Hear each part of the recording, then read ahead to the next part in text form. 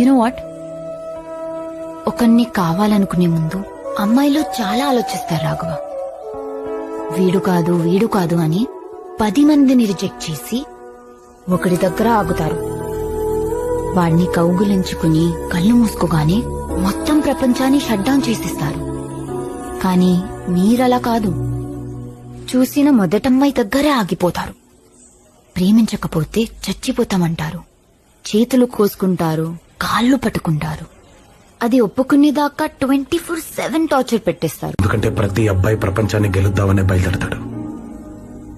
నాలాగా అతనికి దారిలో నీలాంటి ఒక అమ్మాయి కలుస్తుంది.